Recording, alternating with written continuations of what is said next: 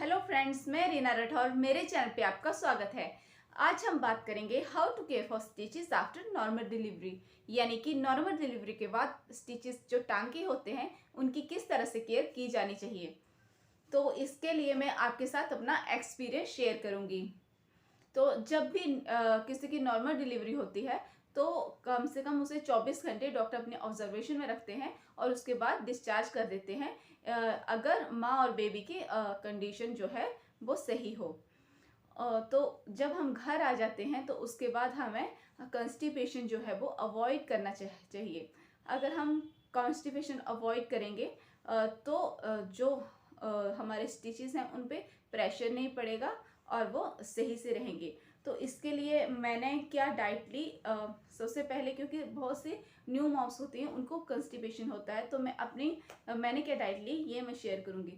तो मैं मॉर्निंग में एप्पल ले लेती थी और साथ में दलिया, और मैं डे में खिचड़ी खाती थी, मूंग दाल की खिचड़ी खाती थी, और नाइट में मैं मिल्क के साथ रोटी खाती थी, और बीच में मैं मिल्क भी पीती थी। तो कब्ज ना हो इसके लिए हमें ऐसी डाइट लेनी है जिसमें फाइबर हो।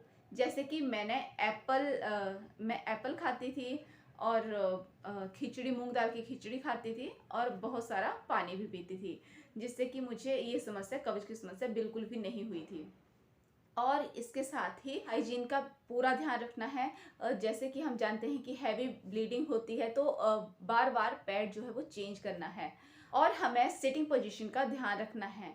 जैसे हम बैठते हैं तो हम इस तरह से नहीं बैठेंगे कि जो हमारा वेट है वो सेंटर में आए, हमें एक साइड से होकर बैठना है। जैसे कि बेबी को दूध पिलाना है तो लेग्स को फोल्ड करके एक साइड को करना है, और जैसे कि एक साइड को प्रेशर ज़्यादा पड़े और हमारा वेट ज़्यादा हो उस तरीके से हमें बैठना है।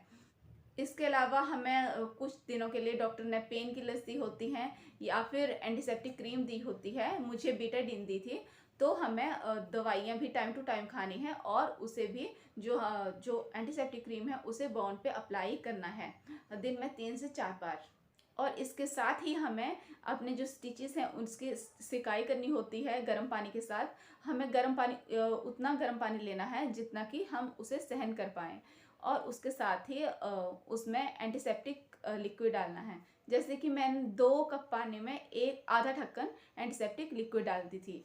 तो उसके कुछ लोग कहते हैं कि कुछ डॉक्टर्स कहते हैं कि बाथ टब ले लो, उसमें खुद बैठ जाओ और इससे अच्छे से सिकाई हो जाती है, लेकिन उस टाइम पे स्टिचेस के साथ बैठना पॉसिबल नहीं होता है। इसलिए 2 कप पानी ले लो और बाथरूम में जाकर एक कॉटन लेकर आप उसे कॉटन को पानी में डिप करो और उसे जो अफेक्टेड एरिया जहाँ पे स्टिचेस लगे होते हैं सिकाई करो, और फिर उसे वाइप्स के साथ, जो हमारे ड्राई वाइप्स होते हैं, अब्जॉर्बेंट होते हैं, मैं वही यूज़ करती थी, उससे एकदम उस एरिया को ड्राई कर लो।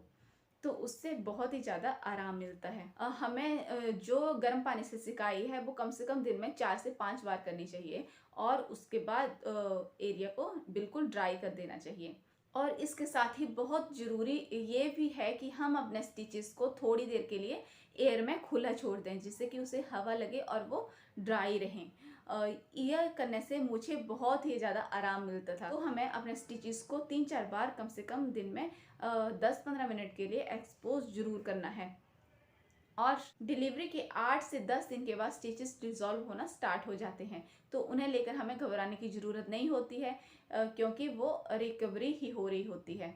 कई बार जब हमारी डिलीवरी के 10 दिन के बाद से आगे 1 हफ्ते तक, 10 से 20 दिनों के बीच में हमारे जो स्टिचेस हील हो रहे होते हैं, तो हमें कुछ बहुत ही ज़्यादा फील होता है जैसे ये स्टिचेस टूट रहे हैं, या हीलिंग प्रोसेस में हमें पेन भी होता है क्योंकि हम मेडिसिन भी लेना बंद कर देते हैं।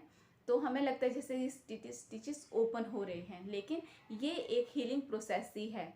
हमें कंटिन्यू यहाँ पे ऑइंटमेंट लगाना है, सिकाई करनी है, एयर एक्सपोजर करना है, और अपनी डाइट का ध्यान रखना है कि कंस्टिपेशन ना हो, और जिससे हमारे स्टिचेस जल्दी से ठीक हो जाएंगे। क्योंकि जो स्टिचेस हैं वो हील हो रहे होते हैं, तो हमें बहुत ज़्यादा पैनिक नहीं होना चाहिए। जैसा कि मैंने एक्सपीरियंस किया है कि जो मेरे स्टिचेस हैं वो 10 से 20 दिनों के बीच में बहुत ज़्यादा पेन थी और उसके तुरंत बाद ही वो घाव भरना स्टार्ट हो गया था, काफ़ी हील हो गए थे 1 महीने के अंदर।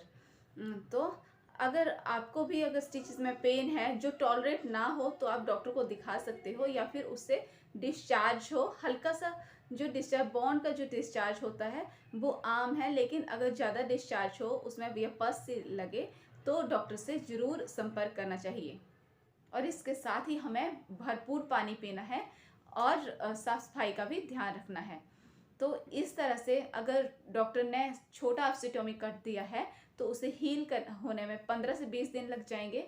अगर कट बड़ा है तो उसे 1 महीना भी लग सकता है। तो हमें सिर्फ इन्हीं बातों का ध्यान रखना है और हम बहुत ही जल्दी रिकवर कर जाएंगे। तो यही था मेरा आज का वीडियो। अगर वीडियो अच्छी लगी हो तो लाइक शेयर कीजिए और मेरे चैनल को सब्सक्राइब जरूर कीजिए। Thank you.